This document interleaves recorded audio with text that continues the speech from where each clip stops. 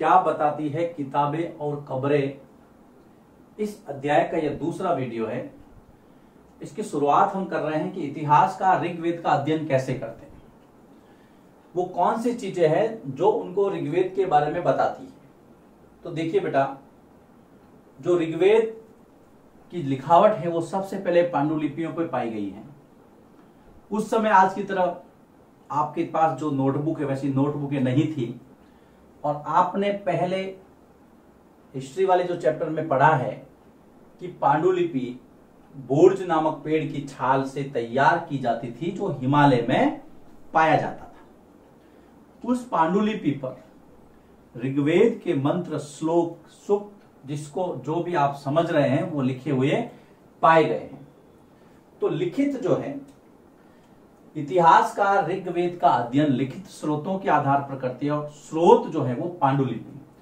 इतिहासकारों द्वारा ऋग्वेद का जो अध्ययन है वो लिखित स्रोतों, जो रिटर्न एविडेंस है, रिटर्न सोर्स है, लिखित स्रोत, और उसमें पांडुलिपि। एक पांडुलिपि मिली है कश्मीर से, चित्र में आप देख सकते हैं। इस पर प्राक संस्कृत या वैदिक संस्कृत में कुछ लिखा गया है। ये पांडुलिपि कश्मीर से प्राप्त हुई है और वर्तमान में ये पूना के संग्रहालय में संग्रहित है या सुरक्षित है। लिखित स्रोत पांडुलिपि सिलेबस में दिया हुआ है, कश्मीर से प्राप्त, और वर्तमान में पूना के संग्रहालय में सुरक्षित। पूना, महाराष्ट्र, पूना के संग्रहालय में सुरक्षित। ध्यान दीजिएगा, इसकी जो भाषा है वो मैं पहले भी बताया था मैंने आपको, भाषा है वैदिक संस्कृत। वैदिक संस्कृत में इसमें कुछ लिखा हुआ है जिसको आप प्राक संस्कृत भी कहते हैं। फिर से देखिए, ऋग्वेद का जो अध्ययन है वो इतिहासकारों को कैसे पता चलता है कि उनके पास लिखित स्रोत के रूप में पांडुलिपि मिली है, और उस पांडुलिपि में प्राक संस्कृत में कुछ लिखा हुआ है। वर्तमान में ये पूना के अंदर सुरक्षित है, मिली है कश्मीर से। अब देखिए, ऋग्वेद के अंदर जो बातें बताई गई है उसमें से ज्यादातर जो है वो वार्तालाप शैली में लिखी गई है, जिसको आप संवाद शैली, डायलॉग स्टाइल कहते हैं। वार्तालाप का मतलब है एक व्यक्ति पूछेगा, दूसरा उसका उत्तर देगा। वार्तालाप शैली में लिखे गए सूक्त ऋग्वेद के अंदर अधिकांश जो सूक्त है वो वार्तालाप शैली, जिसको आप संवाद शैली भी कहते हैं, संवाद शैली में, वार्तालाप शैली में लिखे गए सूक्त। देखिए, बहुत सारी चीजें अभी आपको पता चलने वाली हैं और आपको अच्छा लगेगा, मजा आएगा कि हाँ सर, कुछ तो हम वैदिक काल के बारे में पता कर रहे हैं। वार्तालाप शैली में लिखे गए सूक्त, जिसके अंदर गुरु शिष्यों के मध्य में वार्तालाप हुआ उसकी जानकारी है, ऋषियों ने क्या बोला उसकी जानकारी है। देख, इसमें गुरु शिष्य, ऋषियों तथा अन्य व्यक्तियों के मध्य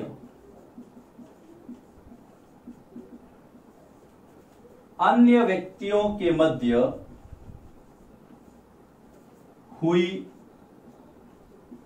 बातों का अंश या बातों की जानकारी है, बातों के अंश दिए हैं, बातों के अंश दिए हैं। ये वार्तालाप शैली है, डायलॉग स्टाइल है, जिसको आप संवाद शैली कहते हैं।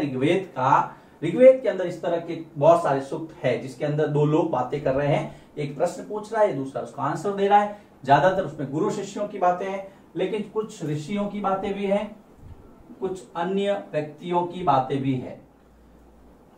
अब ऐसा एक उदाहरण, वार्तालाप का उदाहरण विश्वामित्र और नदियों के बीच में, देखिए आपके सिलेबस में दिया है, ऐसा एक उदाहरण ऋषि विश्वामित्र और नदियों के बीच में कुछ बातें हुई है उसको लेकर के हैं। तो विश्वामित्र और नदी संवाद, इसको आप समझना। अब यहां पर विश्वामित्र नदियों से बात कर रहे हैं। इसका अर्थ यह है कि नदियों की जो है वो उस समय बहुत पूजा की जाती थी। नदियों को उनका मानकीकरण, उनका मानवीकरण इस तरह से करके उनको प्रतिष्ठित किया गया है। विश्वामित्र के बारे में अगर हम बात करें ऋग्वेद में, तो मैंने आपको पिछले वीडियो में बताया था कि ऋग्वेद के अंदर 1028 सूक्त हैं। ध्यान रखना, मैं वापस बता देता हूं। ऋग्वेद में 1028 सूक्त है और 10 मंडल है। याद रखना, मंडल का मतलब आप ये समझ लीजिए एक तरह से अध्याय है। 10 मंडल, 1028 सूक्त। और विश्वामित्र का नाम इसलिए यहां पर ज्यादा उल्लेखित है, ज्यादा महत्वपूर्ण हो जाता है, क्योंकि जो तीसरा मंडल है, तीसरा मंडल ऋग्वेद का जो तीसरा मंडल है उसको रचने में विश्वामित्र की अहम भूमिका है। तीसरा मंडल क्यों महत्वपूर्ण है? क्योंकि तीसरे मंडल में एक बहुत महत्वपूर्ण चीज दी हुई है। आप हमेशा देखते हैं हम लोग गायत्री मंत्र बोलते हैं। गायत्री मंत्र तीसरे मंडल में दिया गया है ऋग्वेद के, और तीसरे मंडल की रचना करने में विश्वामित्र का महत्वपूर्ण योगदान है। यह गायत्री मंत्र सावित्री को समर्पित है। सावित्री यहां पर कोई दूसरी देवी नहीं, सूर्य से संबंधित देवता है।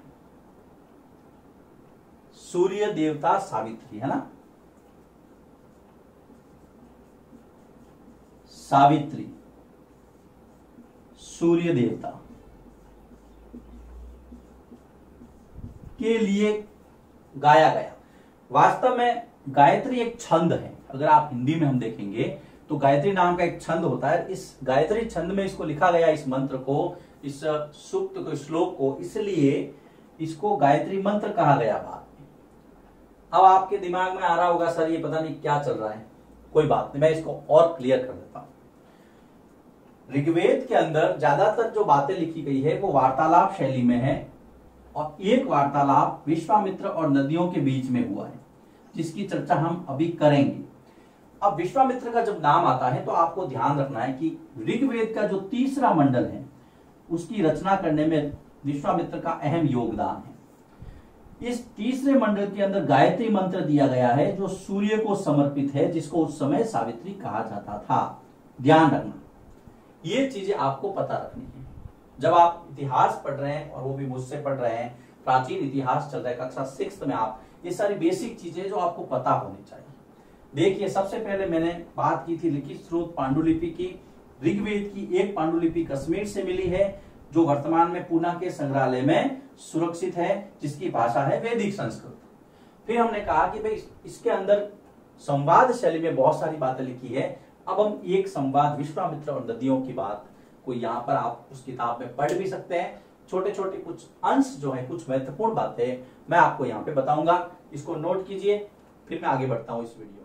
अब देखिए, जब बात नदियों की हो रही है और विश्वामित्र के और उनके बीच में कुछ बातें हो रही है। विश्वामित्र कहती है, नदियों तुम गाय की तरह चमकती हुई, है ना, घोड़ों की तरह फुर्तीली, इस तरह से तुम्हारी जो चमक है वो गायों की तरह, और तुम्हारी जो फुर्ती है, जो चपलता है, वो घोड़ों की तरह होनी चाहिए। इसका मतलब है यहां पर दो चीजें बहुत फेमस रही होगी उस समय, बहुत प्रसिद्ध रही होगी, बहुत ही पूजनीय और सम्माननीय रही होगी, वो है गाय और घोड़ा। देखिए चीज कहां कहां से निकल के आती है, और बिल्कुल वही बात है ऋग्वेद में। ऋग्वेद के अंदर, या वेदों में कह दूं मैं तो सही बात होगी, वेदों में, अभी हम ऋग्वेद की बात कर रहे हैं इसलिए इसी को मैं संदर्भ में लेकर के चलूंगा।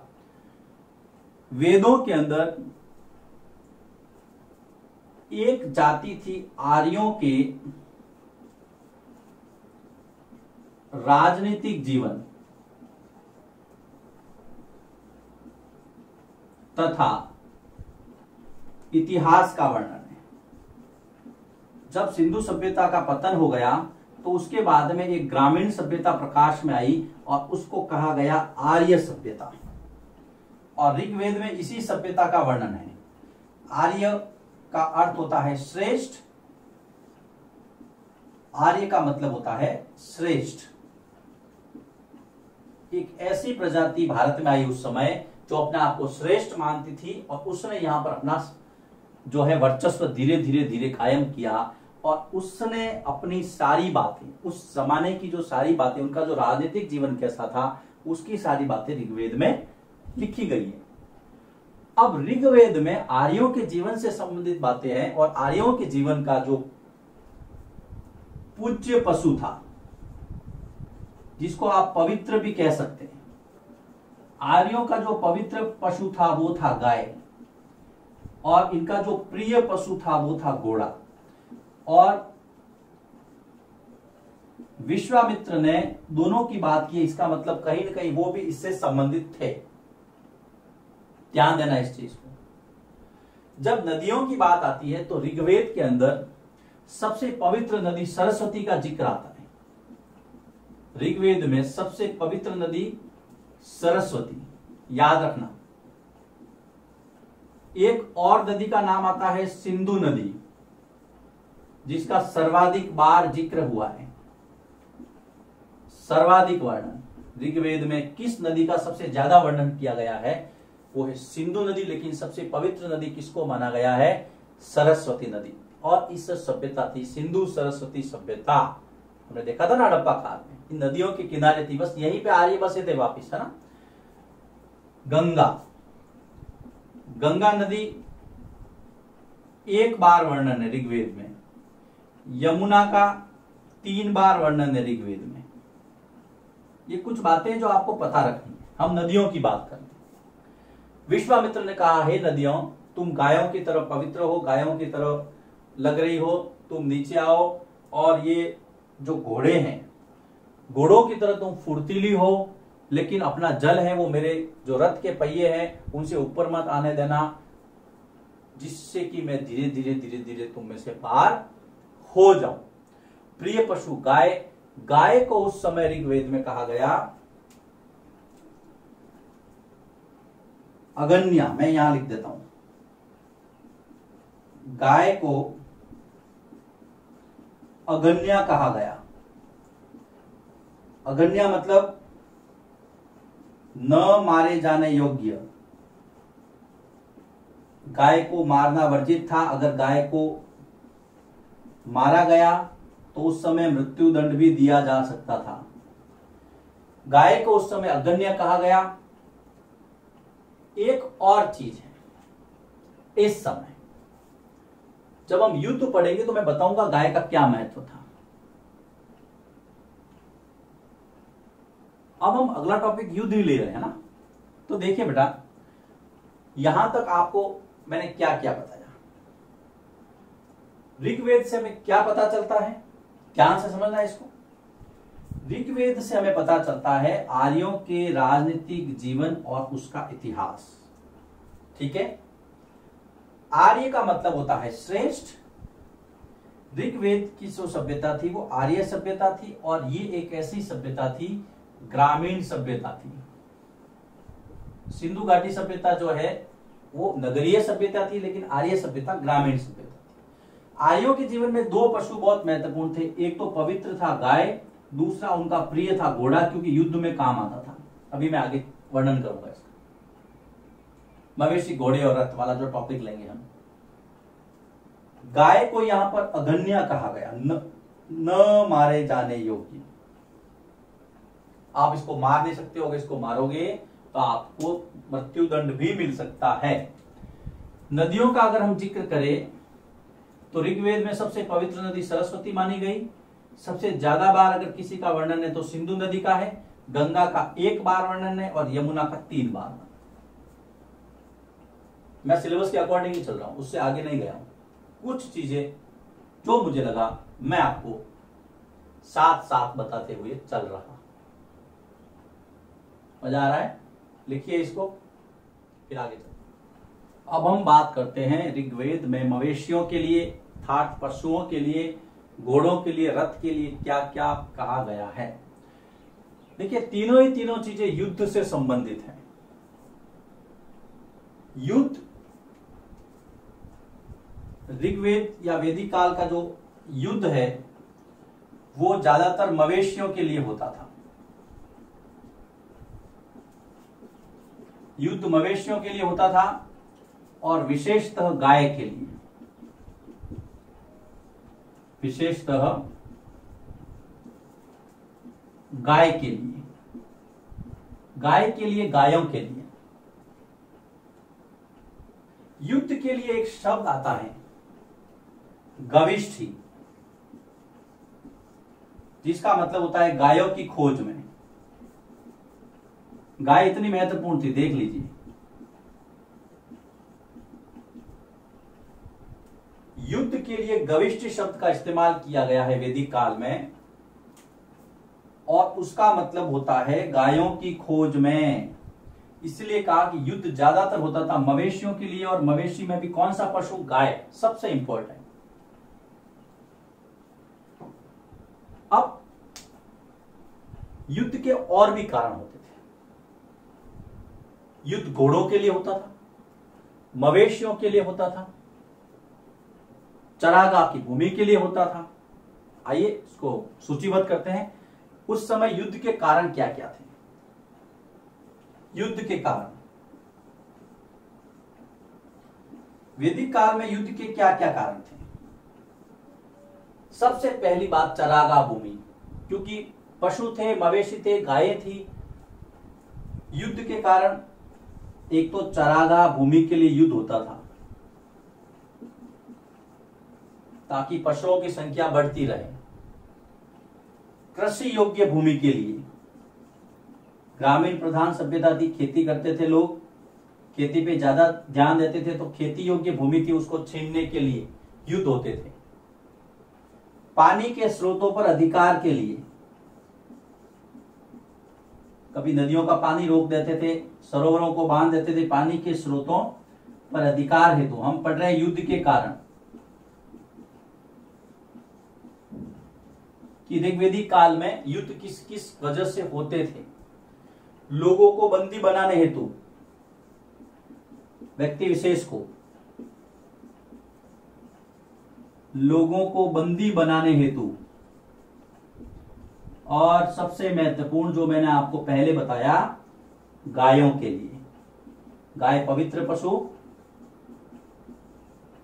गायों के लिए ये युद्ध के कारण थे। याद रखना आप वापिस, चरागाह भूमि के लिए, कृषि योग्य भूमि के लिए, पानी के स्रोतों पर अधिकार करने के लिए, लोगों को बंदी बनाने हेतु, गायों के लिए वैदिक काल में युद्ध होते थे। अब युद्ध में काम क्या आता था? युद्ध में घोड़े काम आते थे, युद्ध में रथ काम आते थे, और रथ भी बिना घोड़ों के किस काम का? घोड़ों का उपयोग युद्ध में रथों को खींचने के लिए किया जाता था। ध्यान देखिए, घोड़ों का उपयोग, घोड़ों का उपयोग युद्ध में या युद्धों में, युद्ध में रथ को खींचने हेतु किया जाता था। रथ को खींचने हेतु किया जाता था। घोड़ा फुर्तीला था, उनका प्रिय पशु भी था, बिना घोड़े के युद्ध कैसे जीतेंगे। मवेशियों को लोग उस समय पालते थे क्योंकि मवेशी उनकी संपत्ति थी। आप युद्ध के अंदर जो संपत्ति जीती जाती थी, युद्ध के अंदर जो धन जीता जाता था, उसका क्या होता था? तो देखिए, युद्ध में जीता गया धन कौन कौन लेता था? सबसे पहले तो राजा, लेकिन उस समय राजा नाम की कोई कल्पना थी नहीं, वैदिक काल की बात कर रहा हूं मैं। तो युद्ध में जीता गया धन, एक तो सरदार, उनके जो कबीले होते थे, उनके जो कुल थे, एक तो सरदार, दूसरा पुरोहित। देखिए किस किस में बट रहा है, सरदार में, पुरोहित वर्ग में, आम जनता में, और यज्ञों के लिए प्रयुक्त होता था। युद्ध में जीता गया धन वस्तुतः 4 जगह पे यूज होता था। कुछ हिस्सा उसका सरदार लेता था, कुछ पुरोहित वर्ग के पास जाता था, कुछ आम जनता में बांट दिया जाता था, और कुछ यज्ञों के लिए होता था। वैदिक काल में यज्ञ बहुत महत्वपूर्ण कर्म था। यज्ञ वैदिक काल का महत्वपूर्ण कर्म था, और यज्ञों में उस समय स्त्रियां भी अपने पति के साथ भाग लेती थी। ये बात ध्यान रखना, यज्ञों में स्त्रियां भी अपने पति के साथ बैठती थी। आगे बताऊं, युद्ध में पुरुष भाग लेते थे। युद्धों की बात चल रही थी। युद्ध में पुरुष भाग लेते थे, लेकिन सेना जो है वो स्थायी नहीं थी। लिखिए इसको, युद्ध में पुरुष भाग लेते थे, सेना स्थायी नहीं थी। सेना स्थायी, आज की तरह स्थायी सेना नहीं थी, परमानेंट आर्मी नहीं थी कि आपको भर्ती किया जाता है, वेतन मिलेगा, ट्रेनिंग, ऐसा कुछ भी नहीं था। लेकिन सेना जरूर बन जाती थी जब भी काम होता था। अब देखिए, इसको समझना है आराम से, कहीं आपको ज्यादा आपको टेंशन लेने की जरूरत नहीं है। उत्सुकता जरूर रखनी है, जिज्ञासा जरूरी है। हाँ, आगे चलते हैं। वापिस मैं आपको बता देता हूं, युद्ध गाय के लिए होता था। युद्धों के कारण चरागाह भूमि, कृषि योग्य भूमि, पानी के स्रोतों पर अधिकार, लोगों को बंदी और गाय की, ये हो गया। उसके बाद में घोड़ों का उपयोग रथ के लिए किया जाता था, रथ को खींचने के लिए किया जाता था। युद्ध में जो जीता गया धन है वो सरदार, पुरोहित, जनता, यज्ञों में बढ़ता था। और युद्ध में पुरुष भाग लेते थे और स्थायी सेना नहीं थी। यहां तक आप इसको नोट कीजिए। उसके बाद में 2 टॉपिक बाकी रहे इस वीडियो के। एक यज्ञ बाकी रहा है, और एक सभा नाम की एक संस्था है, उसके बारे में एक लाइन बाकी है। लिखिए इसको, फिर मैं आगे बढ़ता हूं। अब हम बात करते हैं वैदिक काल में। वैदिक काल में भी खास करके ऋग्वैदिक काल में। देखिए, वैदिक काल के 2 पार्ट हैं। ऋग्वैदिक काल, जिसको सिंपली हम वैदिक काल भी कह सकते हैं, और उसके बाद में दूसरा होता है उत्तर वैदिक, वैदिक के बाद वाला। फिलहाल हम वैदिक काल की बात कर रहे हैं। उस समय यज्ञ प्रमुख कर्म था। यज्ञ वैदिक काल का प्रमुख कर्म। वैदिक काल, जिसको हम ऋग्वैदिक काल कहते हैं, ऋग्वैदिक काल का प्रमुख कर्म या कार्य कह सकते हैं।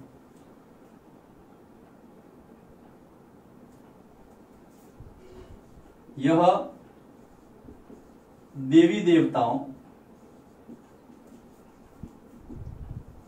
को आहुति देने, आहूत का मतलब होता है बुलाना। यह देवी देवताओं को आहुति देने के लिए किया जाता था।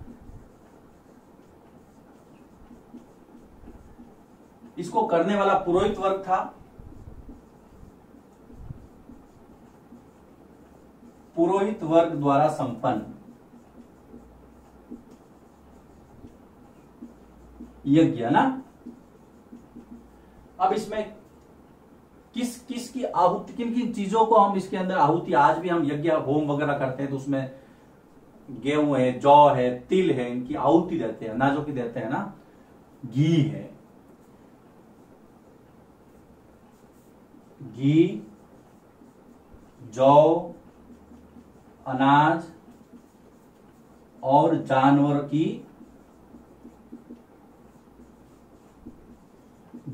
की बलि आहुति के रूप में दी जाती थी। यज्ञ में आहुति के रूप में दी जाती थी। प्रश्न आता है सीधा सीधा, वैदिक काल में यज्ञ किस प्रकार किए जाते थे, या यज्ञों के बारे में आप क्या जानते हैं? तो आपको बताना है। प्रमुख कर्म था, देवी देवताओं की आहुति दी जाती थी, पुरोहित वर्ग द्वारा किया जाता था। घी, जौ, अनाज, जानवरों की बलि आहुति के रूप में दी जाती थी। छोटा सा टॉपिक है। अब हम बात करते हैं उस समय की एक ऐसी संस्था। हाँ, यज्ञ में एक चीज बाकी रह गई है, स्त्रियां पति के साथ यज्ञ में भाग लेती थी। स्त्रियों को भी उस समय यज्ञ के लिए बराबरी का अधिकार था। स्त्रियों के साथ पति के साथ स्त्रियां यज्ञ में भाग लेती थी। तो 5 बिंदु हो गए यज्ञ के। अब हम बात करते हैं सभा। देखिए, सभा उस समय की एक महत्वपूर्ण संस्था थी। सभा, समिति और विदर्भ 3 संस्थाओं का उल्लेख आता है, लेकिन फिलहाल अब हम सभा के बारे में ही पढ़ेंगे। सभा के माध्यम से युद्ध, शांति जैसे मुद्दों पर बात होती थी। सभा, तो आपको लिखना है भाई, सभा के माध्यम से युद्ध तथा शांति जैसे मुद्दों पर बात होती थी।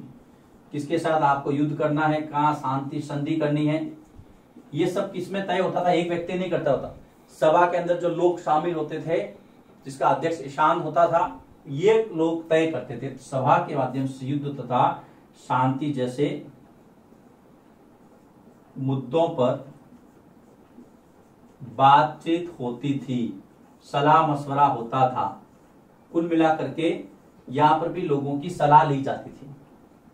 वैदिक काल की बात कर रहा हूं मैं।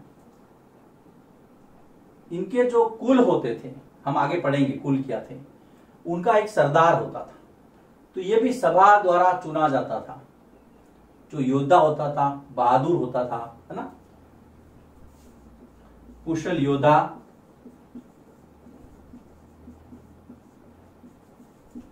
और बहादुर व्यक्ति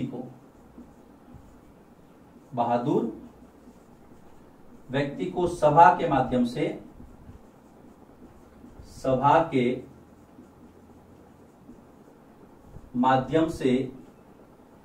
सरदार के रूप में चुना जाता था, या सरदार चुना जाता था।